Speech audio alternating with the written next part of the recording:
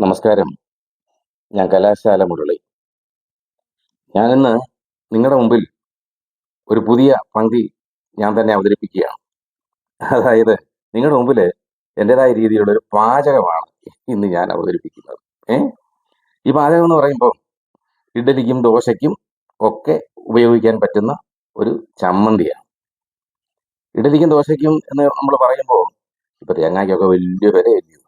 അപ്പം കഴിവതും തേങ്ങയൊക്കെ അങ്ങ് ഒഴിവാക്കിക്കൊണ്ടുള്ളൊരു ചമ്മന്തിയാണ് ഇത്. വളരെ പെട്ടെന്ന് തയ്യാറാക്കാം.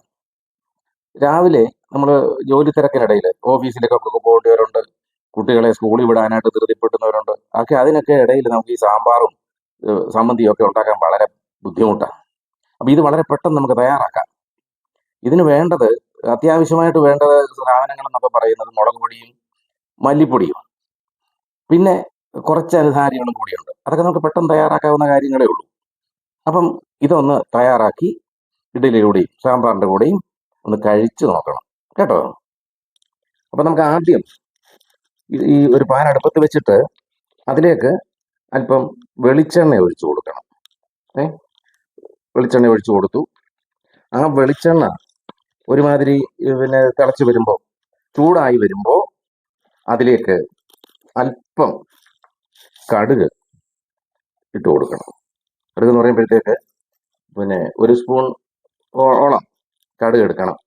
കാരണം ഇത് എണ്ണ അങ്ങനെ കിടന്ന് പുകഞ്ഞ് തിളയ്ക്കാനൊന്നും ഇടയാകരുത്. അതിലേക്ക് വേണം നമ്മൾ ഈ കടുക് ഇട്ട് കൊടുക്കാൻ. കടുക് ഇട്ടിട്ട് കടുക് ഇതുപോലെ പൊട്ടും. കടുക് ഇങ്ങനെ പൊട്ടുന്ന അവസരത്തിൽ നമുക്ക് അതിലേക്ക് നമ്മുടെ ചുവന്നുള്ളി ഉണ്ട്. ആ ചുവന്നുള്ളി വട്ടത്തിലരിഞ്ഞത് ഇങ്ങനെ അതിനകത്തോട്ട് വെതറി കൊടുക്കണം. വെതറി കൊടുത്തിട്ട് നമ്മൾ അല്പം ഇങ്ങനെ ഇളക്കി കൊടുക്കണം. ആ ഉള്ളി ഒരുമാതിരി ഒന്ന് വഴന്ന് വരുന്ന അവസരത്തിൽ അതുവരെ നമ്മളിങ്ങനെ ഇളക്കി കൊടുക്കണം. എന്നാൽ വലിയ ചൂട് അങ്ങനെ വെക്കുകയും ചെയ്യരുത്, വലിയ ഫ്ലെയിമൊന്നും വെക്കരുത്. അങ്ങനെ ഒരു സാമാന്യം ഫ്ലെയിമിലൊക്കെ വെക്കുമ്പോൾ ഈ ഉള്ളി വഴന്ന് വരും. ചുവന്നുള്ളി പിന്നെ നല്ല ലെവലിൽ ചെറിയ രീതിയിൽ വേണം ഇത് അരിഞ്ഞെടുക്കാൻ. അതിൻ്റെ കൂട്ടത്തിൽ നമ്മൾ ഇങ്ങനെ ഇളക്കി കൊടുക്കുകയും ആ കടുകൊക്കെ ഒന്ന് പൊട്ടി ഒരുമാതിരി പരുവമാകുമ്പോൾ നമുക്ക് അതിലേക്ക് കുറച്ച് കറിവേപ്പിലയുടെ മണം എന്ന് പറഞ്ഞു കഴിഞ്ഞാൽ നമുക്ക് അറിയാമല്ലോ. കറിവേപ്പില പല ഗുണങ്ങളുണ്ട്. പലരും ഈ കറിക്കകത്തുനിന്ന് കറിവേപ്പില എടുത്ത് കൂടെ കളയും. എന്നാൽ അങ്ങനെയൊന്നും ചെയ്യരുത്. കറിവേപ്പില നമ്മുടെ ആരോഗ്യത്തിന് വളരെ ഗുണകരമായ സാധനമാണ്. നമ്മുടെ കൊളസ്ട്രോളൊക്കെ കുറയ്ക്കാൻ കറിവേപ്പില വളരെ ഗുണകരമാണ്. അത് നമുക്ക് അല്പം അകത്ത് ചെല്ലുന്നത് കൊണ്ട് വളരെ ഇതുണ്ട്.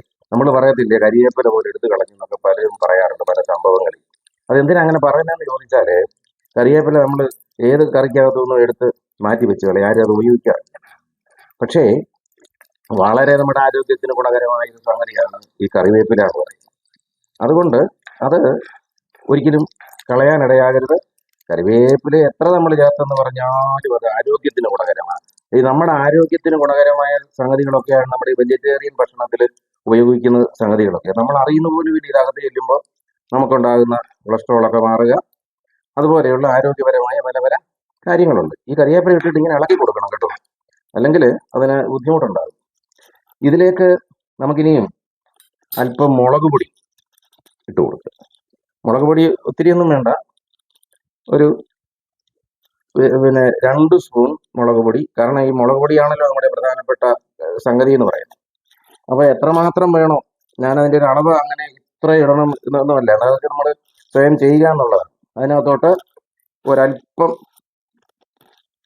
പിന്നെ മല്ലിപ്പൊടി, ഒരു ശകലം മല്ലിപ്പൊടി, ഒരു 1/2 സ്പൂൺ മതി കേട്ടോ. മല്ലിപ്പൊടി ഒത്തിരി ആയാൽ ഈ സംബന്ധിക്ക് അത്ര ഗുണകരമല്ല. അപ്പം അത് ഈ മല്ലിപ്പൊടിയും കൂടി ഇട്ട് നമുക്ക് ഇളക്കി കൊടുക്കണം. ഇപ്പോൾ നമ്മുടെ ഈ മസാല, സമ്മന്തിയുടെ മസാല എന്ന് തന്നെ നമുക്ക് പറയാം, റെഡി ആയിട്ടുണ്ട്. ഇതിലേക്കാണ് നമ്മൾ ഇനിയും ഈ തക്കാളി പിന്നെ സവാളയും കൂടെ പേസ്റ്റാക്കി വെച്ചിരുന്നത് നമ്മൾ അതിനകത്തോട്ട് ഇങ്ങനെ ചേർത്ത് കൊടുക്കണം. അതങ്ങോട്ട് നല്ല പേസ്റ്റായിരിക്കണം. നല്ലപോലെ എന്നിട്ട് നല്ലപോലെ ഇളക്കി കൊടുക്കണം. നല്ലപോലെ ഇത് മിക്സ് ചെയ്യണം, അല്ലാതെ മാറ്റിയിട്ടേക്കരുത്. ഇങ്ങനെ നല്ല ലെവലിൽ മിക്സ് ചെയ്ത് അത് ഒരു പരുവത്തിലായി കഴിയുമ്പോൾ പിന്നെ ശകലം ഉപ്പ്, അതിൻ്റെ പരുവത്തിന് ഉപ്പ് തന്നെ ഇങ്ങനെ വട്ടത്തിൽ അങ്ങോട്ട് തൂവി കൊടുക്കണം. ഉപ്പ് അങ്ങനെ ഇട്ട് കൊടുത്തേച്ച് നമ്മൾ ഇങ്ങനെ വീണ്ടും വൃത്തിയായിട്ട് ഇളക്കണം. ഉപ്പിൻ്റെയൊക്കെ പരുവം എന്ന് പറയുന്നത് നമുക്ക് ഇതൊക്കെ പാചകമായി കഴിയുമ്പോൾ നോക്കി കഴിയുമ്പോൾ അതിനൊരു അളവൊന്നും ഇപ്പോൾ പറഞ്ഞാൽ ശരിയാവത്തില്ല. കാരണം ഉപ്പിൻ്റെ കാര്യം ചിലർക്ക് ഉപ്പ് കൂടുതൽ വേണം, ചിലർക്ക് ഉപ്പ് കുറച്ച് വേണം, അങ്ങനെയൊക്കെയാണ്. അപ്പോൾ അതിന് പരുവത്തിനൊക്കെ ഉപ്പിൻ്റെ കാര്യം നമ്മൾ സൂക്ഷിച്ച് കൈകാര്യം ചെയ്യേണ്ടതായിട്ടുണ്ട്. പിന്നെ എന്നിട്ട് നമുക്കിതിങ്ങനെ വരുന്ന അവസരത്തിൽ നമുക്കൊന്ന് അടച്ചു വെച്ച് വേണം ഇതൊന്ന് വേവിക്കാൻ. അപ്പം നമ്മൾ അടച്ചു വെച്ചു. കുറഞ്ഞ തീയായിരിക്കണം, ഫ്ലെയിം കുറച്ച് കൊടുക്കണേ. ഇനി നമുക്ക് ഇതൊന്ന് തുറന്നു നോക്കാം. ഇത് എണ്ണ തെളിഞ്ഞ് വന്നിട്ടുണ്ടോ എന്നാണ് നമ്മൾ നോക്കേണ്ടത്. ഇങ്ങനെ ഇളക്കി കൊടുക്കണം. നമുക്കിത് പരുവമായിട്ടുണ്ട് കേട്ടോ. ഇനി ഇതിലേക്ക് നമുക്ക് എത്രമാത്രം ഇത് ലൂസാകണോ അതിൻ്റെ അനുസരിച്ചിട്ടുള്ള വെള്ളമാണ് നമുക്ക് ചേർക്കേണ്ടത്. വെള്ളം എന്ന് പറയുമ്പം തിളപ്പിച്ച വെള്ളം തന്നെ വേണം, പച്ചവെള്ളം കോരി ഒഴിക്കരുത്. അത് വളരെ ശ്രദ്ധിക്കണം. തിളപ്പിച്ച വെള്ളം ഇങ്ങനെ അങ്ങോട്ട് ഒഴിച്ചു കൊടുക്കണം. എന്നിട്ട് നമുക്കതൊന്ന് ഇളക്കണം. ഇളക്കുമ്പോൾ നമുക്ക് എത്രമാത്രം ഇത് ലൂസാകണമെന്ന് നമുക്ക് ഒരു ഊഹം കിട്ടുമല്ലോ. അപ്പോൾ അതിനു വേണ്ടിയാണ് ഒരല്പം വെള്ളം ഒഴിച്ചു. അപ്പോൾ നമുക്ക് ഇപ്പോഴത്തെ കണ്ടീഷനിൽ ഒരു ശകലം കൂടെ വേണം. അതിൻ്റെ ഫ്ലെയിം കുറച്ച് കൊടുക്കണം. ഫ്ലെയിമും കുറച്ച് കൊടുത്തിട്ട് ഇപ്പോൾ എനിക്ക് തോന്നുന്നു നമുക്കൊന്നുകൂടെ ഒന്ന് ഇളക്കി നോക്കാം എങ്ങനെയുണ്ട്. അതിൻ്റെ പരുവം നമുക്ക് ദോശയ്ക്കും ഇഡ്ഡലിക്കും ഒക്കെ ഇത് നമുക്ക് ഒഴിച്ചും ചിലർക്ക് ഒഴിച്ച് കഴിക്കണം, ചിലർക്ക് മുക്കി കഴിച്ചാൽ മതി. അപ്പോൾ അതിൻ്റെ അനുസരിച്ചിട്ടുള്ള ഒരു രീതിയാണ് ഇപ്പം മതി. എനിക്ക് തോന്നുന്നു ഇപ്പം ഇത് മതിയാകാം. സാധാരണക്കാർക്കൊക്കെ ഇത്രയൊക്കെ മതി. ഒരു പ്രാവശ്യം ഒന്നുകൂടി വെള്ളം ഒഴിച്ച് കഴിഞ്ഞിട്ട് ഒന്നുകൂടെ തിളവി അത് വരെ ഇട്ടിട്ട് പിന്നെ നമുക്ക് ഇച്ചിരി ഫ്ലെയിം ഒന്ന് കൂട്ടി കൊടുക്കുമ്പോൾ നമുക്ക് നല്ലപോലെ തിളയ്ക്കും. ആ തിള വന്നു കഴിയുമ്പോൾ നമുക്ക് വേണമെങ്കിൽ ഇത് നമുക്ക് ഓഫ് ചെയ്യാം. ഓഫ് ചെയ്തിട്ട് ഒന്നുകൂടെ ഇങ്ങനെ ഇളക്കിയിട്ട് നമുക്കത് വീണ്ടും അടച്ചു വെക്കണം.